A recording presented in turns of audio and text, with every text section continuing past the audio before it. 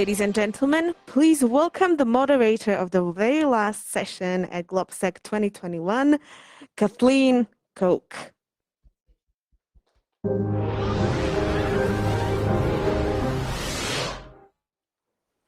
Well, welcome everyone now to the final session of the GLOBSEC Forum.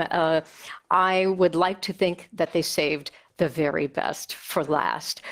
Well, as we all know, this November, the United Nations Climate Change Conference, otherwise known as COP26, will be taking place in Glasgow. And this is the moment, of course, for countries to submit stronger climate commitments. In other words, what we call NDCs, nationally determined contributions. Now, yes, the United States has rejoined the Paris Climate Accords, but the title of our panel is Political Leadership on Climate Change. United we stand, question mark.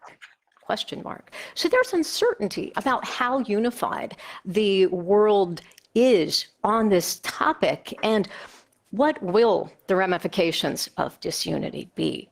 So we will be bringing our audience into the discussion, the audience in the room, that'll happen later on, but obviously our audience online, which there are some who are watching us on Zoom in the virtual studio or also watching us via the GLOBSEC app using Slido. You can type your questions in at any moment. Now I have a wonderful panel. One of our panelists isn't yet here. I will introduce her last, and hopefully she'll be able to join us. But who we have with us right now is, first of all, Jennifer Morgan. She is Executive Director of Greenpeace International. David Livingston, the Senior Advisor to the U.S. Special Envoy for Climate, John Kerry, and hopefully, cross fingers, soon to be joining us will be Laurence Toubiana, who is the CEO of the European Climate Foundation. So Jennifer, I will start with you. What is your reaction to the announcement that was made on Sunday at the G7 meeting, where the leaders did say that they are boosting their climate finance pledges? What do you think about that? Well, I think, unfortunately, the G7 as a whole was a big disappointment for both climate and for equity across the board. The financing component of it was very, very weak. We didn't see very many new commitments coming in to fill the pledges of the 100 billion that developed countries had pledged years ago. And on the climate part as well, yes, there were good directional statements, and yes, it's good that we're in a different situation and having a president of the United States who understands the science, but we needed deadlines, we needed plans for those G7 countries of when they are going to phase out fossil fuels, when they are going to phase out the internal combustion engine, and we didn't see that. We saw a great commitment for international coal financing and phasing that out by all G7 by next year, but the vagueness just doesn't match the urgency at this point in time. David, how would you respond to that? Why didn't President Biden and the other leaders, make a more detailed commitment? Well, thank you so much for having me, and I'm so pleased to be able to join this year's summit virtually. I hope to be able to be there in person soon. Let me just say that I personally thought this was actually a quite productive year for the G7 in terms of international coal finance. As was mentioned, there was a very strong signal that was not at all a foregone conclusion going into the G7. And thanks to, I think, some very constructive diplomacy, we were able to get a very strong signal that there will be an absolute and unequivocal end to international financing of unabated overseas coal this year. It's a very strong signal, and now it's important to take that and to press the other large remaining coal financiers globally to stop exporting unabated emissions from the dirtiest, most polluting power source that we have globally, which prevents other countries, the recipient countries, from really being able to step up and to lay out the climate ambition and climate action that oftentimes they would like to do. Now, when it comes to domestic emissions and domestic sectors, let me just say that I thought, again, there was actually some strong coordination across multiple different sectoral initiatives. So in transport, the United States and several other G7 members joined the Zero Emission Vehicle Transitions Council. The United States is going to be, we're only 100 days, a little bit more than 100 days into this new administration, but I know that colleagues at EPA, Department of Transportation, are hard at work rolling out domestic policies on the transportation front, and we look forward to watching that space. And as those get rolled out, I think you'll see even more specific policy action in the United States being added to the overall vision set by the G7. In the power sector, the United States continued to lay out its vision for a carbon pollution-free power sector by 2035. Now, perhaps not all G7 members were able to agree on that, but we still got a call for an overwhelmingly decarbonized power sector in the 2030s. That speaks for itself. The necessary technologies will need to be deployed to the grid. We'll need to deploy and scale up new technologies that help us address emissions at existing fossil plants if they are to have a role to play in that decarbonized power sector in the 2030s. And we have to have a decarbonized power sector in the 2030s if we're to meet our 2050 goals. And then finally, let me just note that I think what was perhaps most notable is that this G7 didn't just tackle the low-hanging fruit or the easy opportunities, but also went to where emissions abatement is actually quite difficult. The G7 rolled out for the first time ever a standing group, a standing body on climate and clean energy, the G7 Industrial Decarbonization Agenda, which is focused on the hardest to abate sectors, and both supply side technological push as well as demand side pull for clean energy technologies, for green products such as green cement, green steel, et cetera, which will help lower the costs of those green products and processes that will be needed to decarbonize the industrial sector, which is oftentimes the most difficult and the most expensive in which to reduce emissions. And when we do that as the G7, we lower the cost of decarbonization, not just for ourselves and our own countries, our own economies, but also for economies around the world. And so I think that's going to be a very important step in showing the path forward in sectors like chemicals, steel, cement, fertilizers, et cetera. So I saw quite a bit of good in this year's G7. I think that these are not easy wins. These are hard-fought wins. We have much more to do. The proof will be in the actions that each country takes to implement this broad vision and some of the very specific targets and commitments and goals that have been set forward. We have to do more, but we also must set the tone and carry it forward into the G20 through COP26 and beyond this year in multilateral fora as well. Thank you, David. Jennifer and David, can you both hear me? Can you hear me? Is my microphone working? Great, you've got me. Jennifer, I wondered, I'd like to take on some of the things that David mentioned. He talked about pressing on coal. Who do we need to press? Well, I think, first of all, I think that there's some benchmarks that are being set, and I wanted to take, I mean, in Europe, I think it's clear that we need to press a faster decarbonization. The International Energy Agency has noted that developed countries need to phase out coal by 2030, right? So it's good the 2030s is that's the problem. We have in this decade, in the next decade, we have to actually, according to the International Energy Agency, phase out that coal. And in Slovakia, I just wanted to call out the government here and say they're setting a great pace of sustaining a 2023 coal phase out. And so that means that other countries in the region, like Poland, like Czechia, like Bulgaria, Romania, need to move in that direction. Obviously, also developing countries need to move forward, and included in that is, of course, China, and looking to see how China, which it's so clearly in its national interest for air pollution reasons, for climate change reasons, economic reasons, to also be both stopping the funding of coal internationally and joining that G7 call, hopefully all coal, not just unabated coal. That's an important little word for people in the audience who follow this stuff, but also their domestic coal.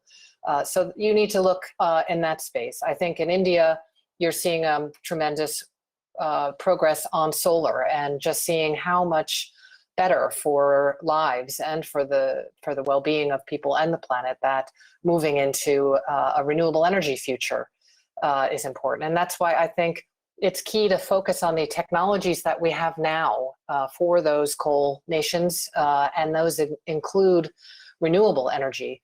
It doesn't include carbon capture and storage. It doesn't include air capture. It doesn't include many of these technologies that are more what we would call false solutions, biofuels, and really doubling down on that. And the good news is that the prices have dropped dramatically. The good news is those are great job creation opportunities. This is also about job creation and really being an economic driver for a much more prosperous and beneficial economy. Those are some of the places we need to be focusing on. Thank you, Jennifer. And I'm very excited to say that Laurence Tubiana has been able to join us. Bienvenue. I'm so glad that the technology is working with us. I know that you've missed what both Jennifer and David have just said, but we were initially starting out by discussing the commitments made by the G7 on Sunday. And Jennifer said it was a big disappointment. How would you characterize them, the commitments on climate?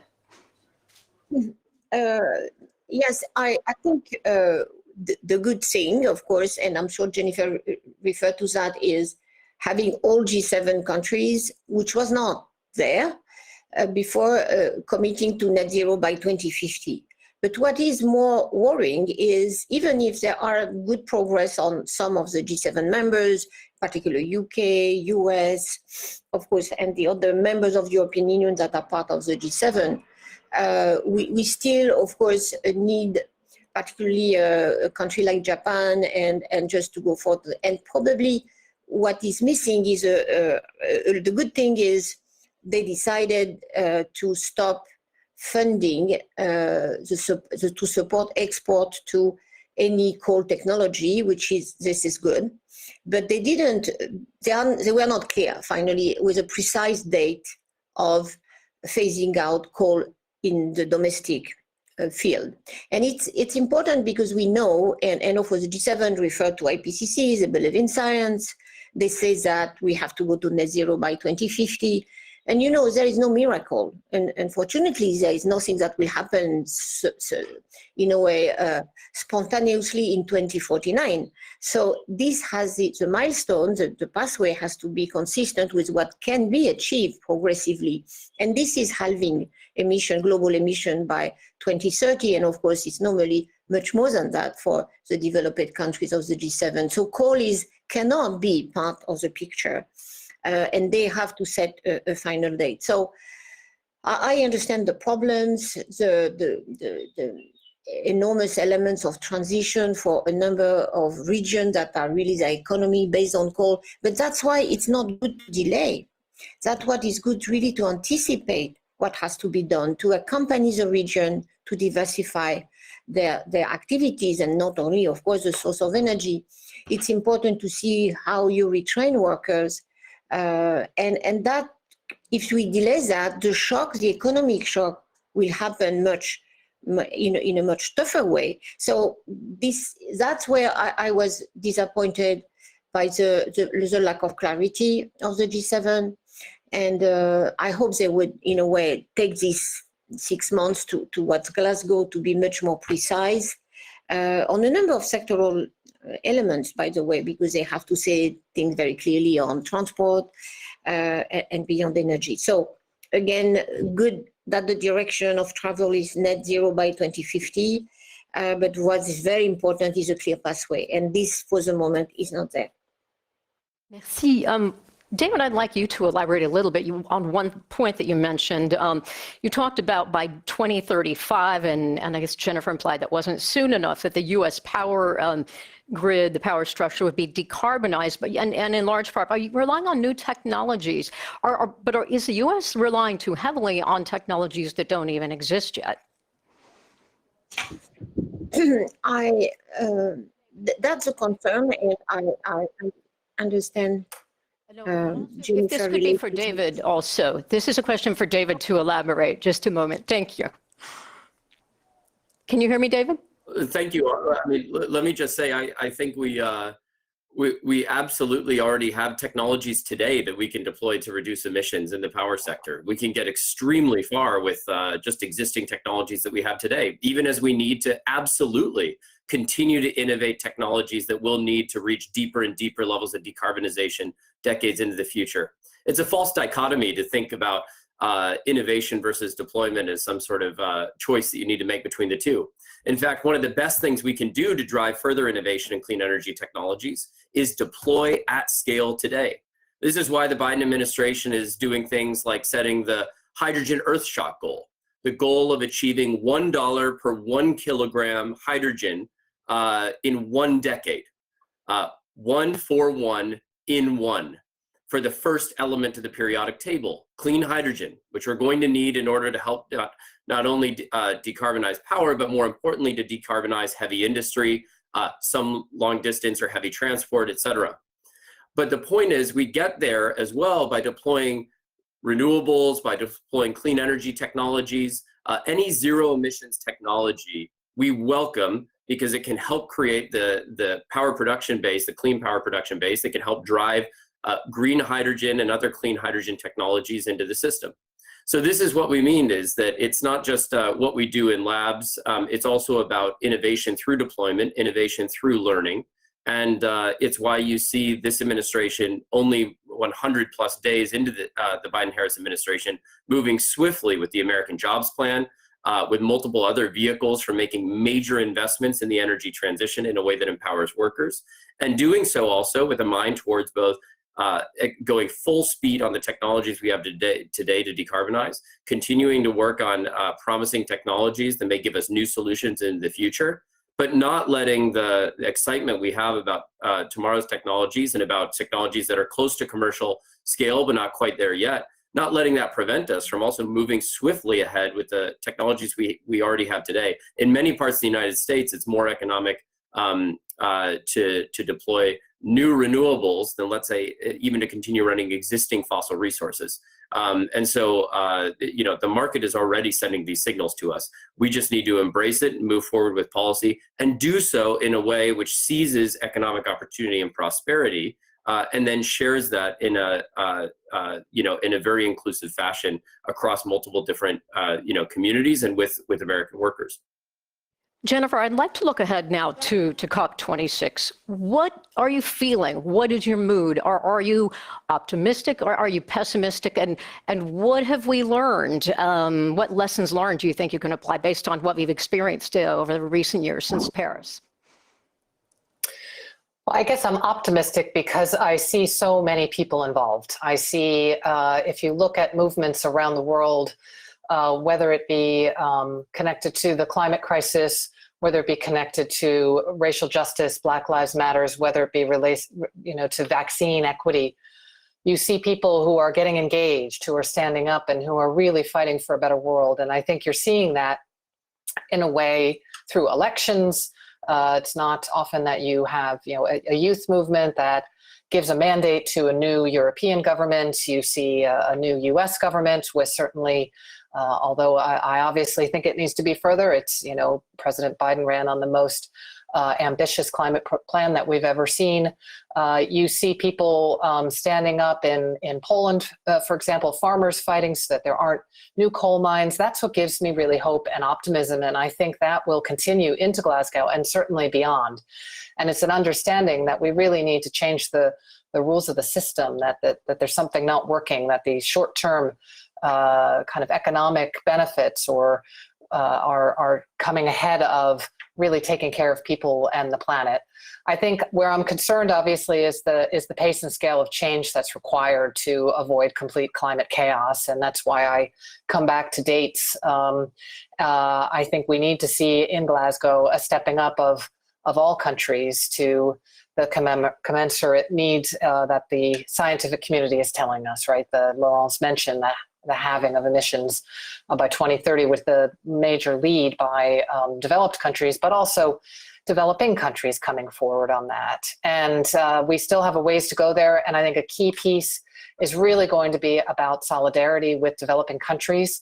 And that also goes across the board. I think if one message for our viewers, vaccine equity and supporting the the TRIPS proposal in the WTO of South Africa and India, as the United States has done, is a key part of developing countries feeling solidarity and support in tackling these crises, climate and a pandemic right now. Laurence, how would you characterize your mood? It's interesting, I was listening to a speech you gave in the fall I think it was in Poland, and you talked about how the United States, yes, had backed out of the Kyoto Protocol, had quit the Paris Agreement.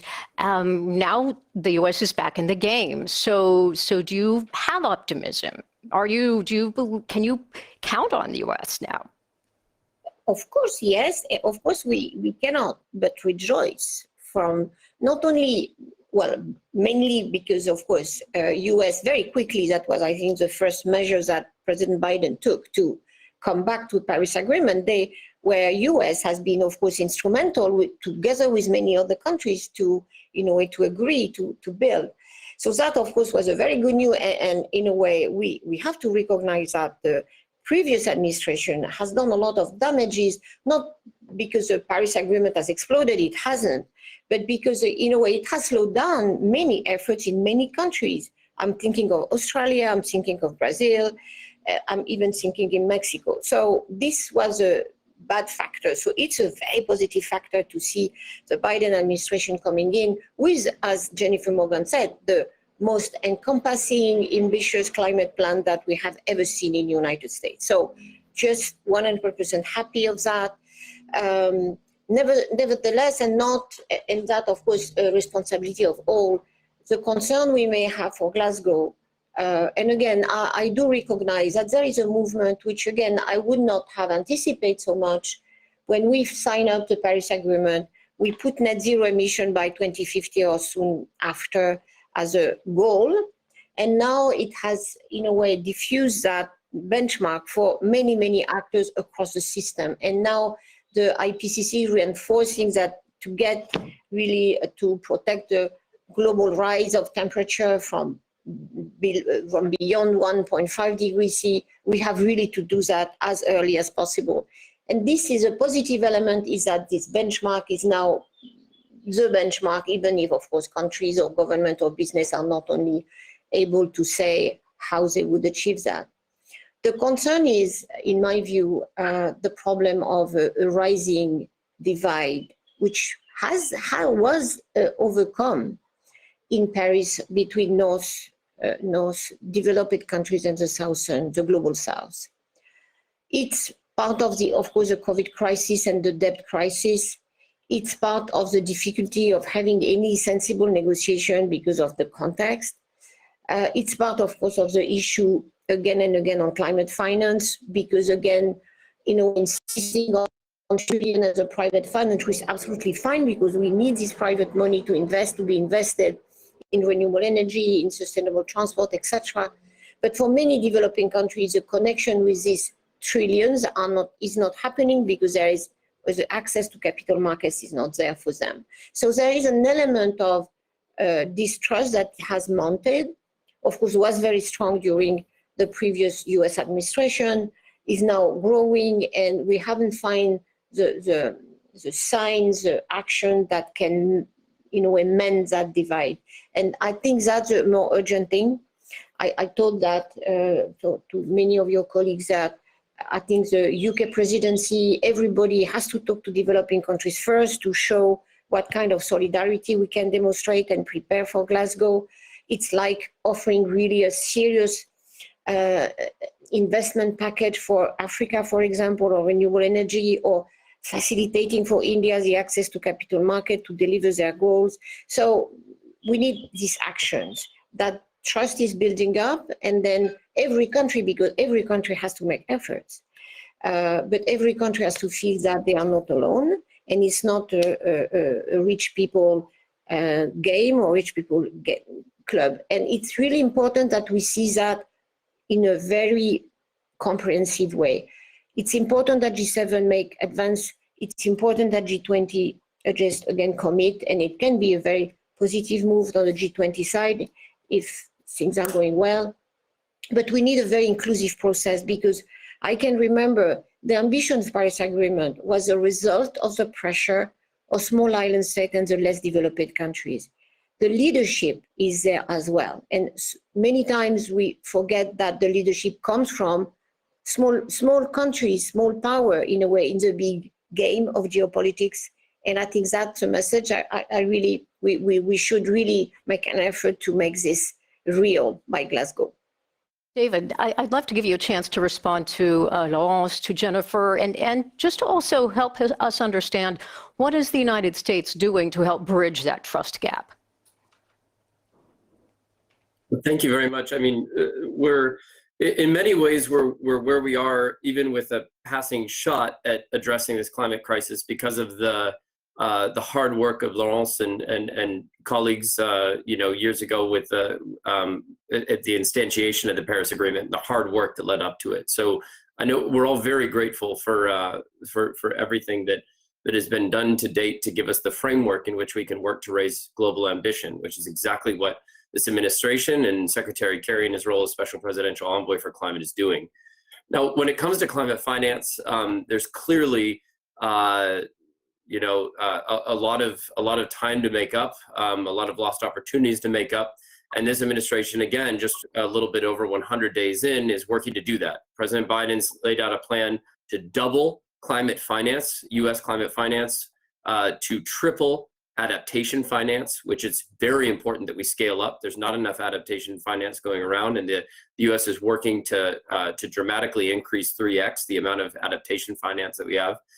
You also saw the U.S. leading work towards the announcement at the G7 of a new $2 billion for the Accelerating Coal Transitions Program and other clean energy transition programs at the Climate Investment Funds, at the CIFs. This is meant to, as we, the G7, step away from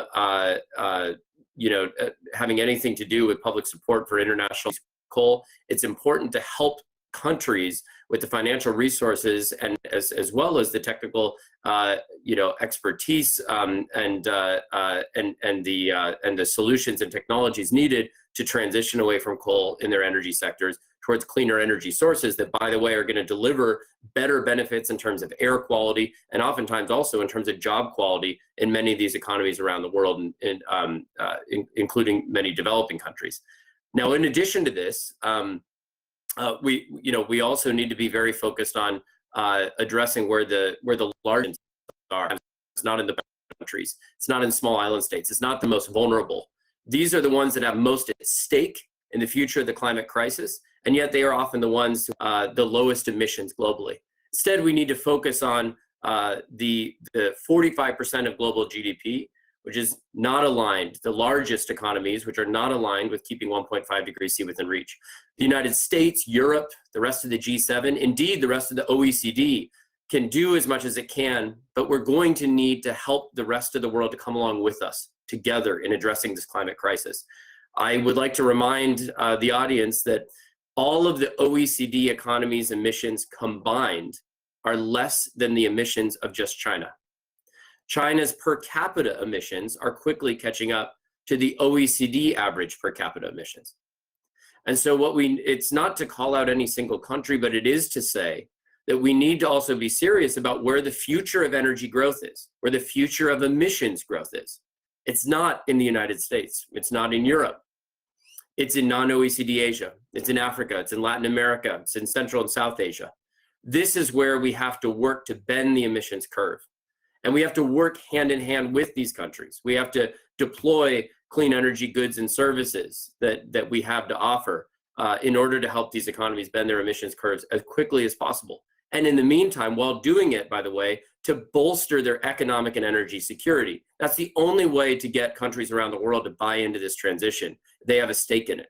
And so on that note, I'd just like to say, since we're at GLOBSEC, I'd like to highlight that the CEE region in Europe is an important place, not just to be deploying clean energy, but to become an engine of clean energy manufacturing. In fact, it's already the battery of Europe, the battery capital of Europe, in terms of building gigafactories that are going to supply batteries for the electric vehicle industry of Europe into the future. I'd like to see Central and Eastern Europe also become a trusted source of clean energy manufacturing in a full range of clean energy technologies that we in the United States, as well as our friends in Europe, can depend upon to feed the clean energy deployment we're going to need in our economies, but also around the world. Thank you, David. I want to go to the audience now with a poll. We have a poll on Slido, so those of you who are on Slido, if you would pull it up. We want to talk a little bit about net zero. So this is the first question. How confident are you that your country will meet the goal of net zero emissions by 2050, needed in order to limit global warming to 1.5 degrees C? So let's see how confident folks are that their country, their own country, is doing well and will meet the goal.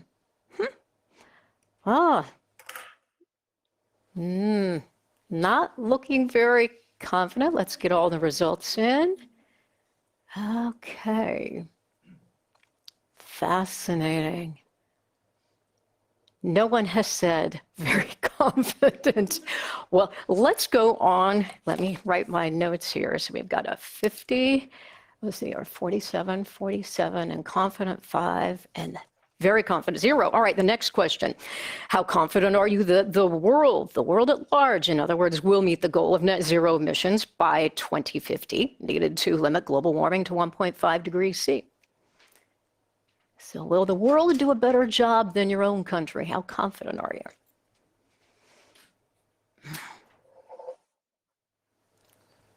Let's see, do we have the results of the second poll yet? I'm curious. Okay. Wow. Not a very optimistic group.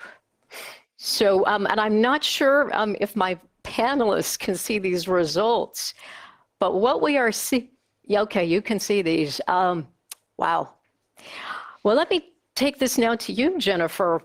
There doesn't look like there's a lot of optimism out there. What does it say to you? Well, I think partially it depends on who the audience is. I think that I see more skepticism, I would say, in corporate and government circles than I do in other circles, because I see quite a lot of wanting to hang on to the status quo of where things are, and we've seen that happen. Very big fights for it for the recovery funds that have happened to hold on to the fossil fuel economy as we have it. So that's one question I would ask, because I think where I get my optimism from is not from government or corporate leaders. It's actually from youth. It's from people who are on the ground really trying to move to create a better world. That's one reflection. The second is that I think that there is still this myth that there's a dichotomy between having a prosperous economic well-being for people and taking care of the environment at the same time. And I think that we need to understand that those things come together. I think if anybody needs to hear an answer to that, you just need to listen to President Biden say climate change is jobs, right?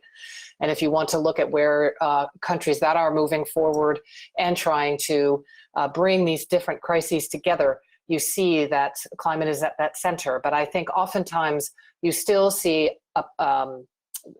either misinformation coming forward on that or fear mongering on that, but actually they belong very much together.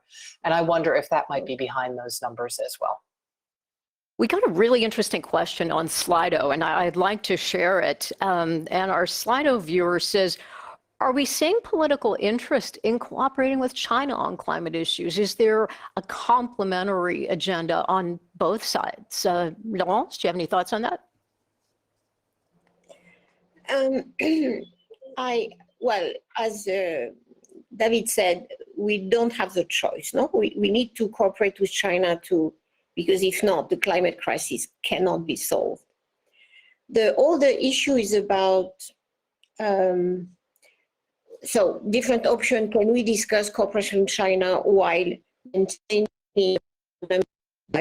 on many other sectors, whether human rights or trade or military or whatever? So of course, in classical geopolitics, no, and this is playing a role, of course. But on the other side, there are different movements when you look at the Chinese society and even the Chinese leadership, I see that, and probably because of the new US administration, a discussion in China that was not existing even 2 years ago, and which were zero carbon and really the transformation, even the discussion about what we do with the pipeline of coal power plants is open, where I can tell you it was not open 2 years ago. So there is a positive effect of the global scene on China internal discussion, where the genuine national interest on the environment, because Chinese citizens want a cleaner air, for example, is gaining grounds that were, from the policymakers' perspective, not an issue. It was even a taboo subject sometimes. So I think this is open now, and I don't think we will see. So we have a window of opportunity. How to deal with that? I believe we have to, in a way, consider the climate crisis and the solution on many fronts. That's why, in a way, pressure from and action from the business, from the local authorities, is important to say that finally, if I can say something I believe so much, and I'm very happy to see the Biden administration in believing that if EU and US converge in many of their decisions on their economies, then the global market will respond to that. And that will, in a way, be the best incentive for China to join forces and to decarbonize the economy, just to get the trade still open and to recognize that the demand in the United States and Europe will be in that direction. And they feel, of course, the signal and they look at them. So I think maybe it's a practical cooperation, and of course the traditional, in a way, discussion between government has to continue. But we need a vivid discussion between companies, between local authorities, and as much as possible between citizens, that it is a common cause. It should not be a polarized issue where geopolitical interests are dominating, because that we can't find a solution. The zero-sum game, which is classical, of course, in power politics, cannot be, for practical reason, the response to climate crisis. And that's the same for the vaccine, by the way. So you cannot have nationalism if you want to solve the vaccine crisis and the COVID crisis, but you can't solve the climate crisis if you bet on nationalism. So giving the right signal, having a very united Europe and United States in the sense we give to the evolution of the economy and societies, I think it's a quite safe way, in my view. And you see that, I don't want to be too long, you see that the impact on the resolve of the United States and Europe on the investment in coal, where you see China reconsidering and many countries reconsidering, even in this region. And GLOBSEC is such an important platform for that. You see now countries that finally withdraw from big coal power plants when they have a discussion on investments with China and turn to other solutions. You have seen Greece, Serbia, and many others. And that finally China can respond into offering other things, and including renewable energy. So I do think that there is a space there. I'd love to go to a question in the room. We do have our live audience, and if we have any more questions on Slido. So does anyone have a question? If you would, come to the microphone, or else I have one. Actually, David, I'm going to go ahead and ask you this, because there was a judge in Louisiana who made a ruling earlier this week, which is a setback, obviously, for the Biden administration, which had suspended new oil and gas leases on federal lands and waters. And the judge said that the president doesn't have the power to do that, that's Congress's power, since it was the branch that originally made federal lands and waters eligible for leasing. So to be too much of a hardship on the states that were trying to exploit the oil and gas. How do you push forward this global goal when you're getting so much pushback at home? Kathleen, I'm not familiar with that individual case. I'd have to go back and look at it. In any case, it's not exactly in my specific portfolio. But what I will say is the U.S.'s climate target, including the 2030 new enhanced climate target that sets a goal of reducing emissions 50 to 50% by 2030, was a result of a very extensive consultation across the U.S. interagency, across the U.S. government, with external stakeholders. And it looked at a wide variety of different scenarios for implementation, knowing that we have a very unique and complex system of governance in the United States, a multi-layered federalist system that was, has been envisioned for certain reasons and has strengths, weaknesses, but has proved itself to be durable and to actually be able to achieve big things over, the decades and the centuries. Now, a big part of that is indeed the fact that Congress is critical for advancing climate and clean energy goals, but so are states, so are cities, so are various other localities. One of the silver linings of the past several years in which a different administration was perhaps not quite at the table on climate change and in a leadership position like this administration is the fact that you had a network of different non-federal government actors, governors, mayors, university presidents, labor leaders, corporate CEOs, all coming together to send the signal that they were still committed to the Paris Agreement and that they were going to chart out a course to try and achieve, what is necessary to reach net zero by 2050, regardless of what happens in Washington, D.C. Now, that's a really powerful architecture that we need to build on. We have subnational champions at every different level. Regardless of what happens in any one individual court case, we have a much stronger architecture of subnational action as well as civil society and corporate action than we ever had even 4 or 5 years ago. So we need to build on that. We need to work with it. We need to not just harness it, but also empower it to go out and go perhaps even further than the federal government in many different ways. Even as this administration, the Biden-Harris administration, sets out the most ambitious climate platform domestically and internationally that's ever existed in the United States. And so, when that happens also, we see it happening according to local economic logic. We see those that see an opportunity in manufacturing electric buses down in South Carolina going ahead and embracing that opportunity. We see those that want to play a role in providing the steel and the turbines for offshore wind at, let's say, revitalized shipyards and foundries in the Gulf Coast of Louisiana, at facilities in West Virginia and elsewhere across the United States, leaning into that opportunity. So coastal states, remember, aren't the only ones that have a lot to gain from the 30 gigawatts of offshore wind by 2030 goal that President Biden set. And so, if we empower and unleash those different communities, those different actors, outside of government and at different levels of government in the United States, I do think that we're still going to make significant progress towards the shared goals that we have, even as we work with Congress to, to reach those targets and to do it first and foremost by making investments first and foremost in the communities and in the technologies and in the opportunities we need to, because that will start to create the virtuous cycle of political economy that we can then build on. We got to get that momentum first, and we have to make those investments at home and in various different communities across the United States. Jennifer, I'm going to give you just a moment to sort of give us your final thoughts, because we're down to 2.5 minutes. What is it that the key to success, do you think, at COP26, if there's 2 things that you can cite? I think the first thing is that the UK presidency prioritize outreach and engagement with developing countries and works to make sure that the trust is built there, works to ensure that there's vaccine equity, that debt is canceled, and that there's a climate finance package there. I think they are on the front line. So that is one key thing. And the second I would just say is that the governments as a whole listen to people rather than the corporations.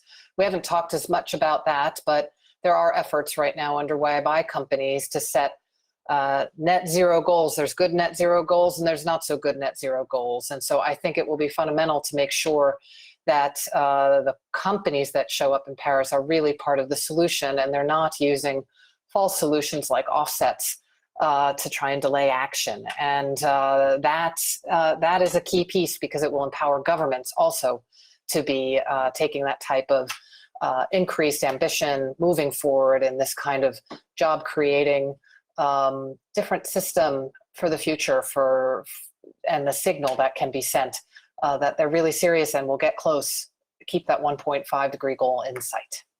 Wonderful. Thank you so much to my marvelous panel. You're hopefully everyone is going to emerge from this a little bit more optimistic than they were coming in. So thank you to Jennifer Morgan, Executive Director of Greenpeace International, Laurence Tubiana, CEO of the European Climate Foundation, and David Livingston, Senior Advisor to U.S. Special Envoy for Climate, John Kerry. And if everyone would please remain in your seats right now, because we are going to be joining the Maria Teresia stage for the wrap-up and the closing remarks of GLOBSEC 2021. Thank you all. Thank you for joining us. Thanks, everyone. Thank you.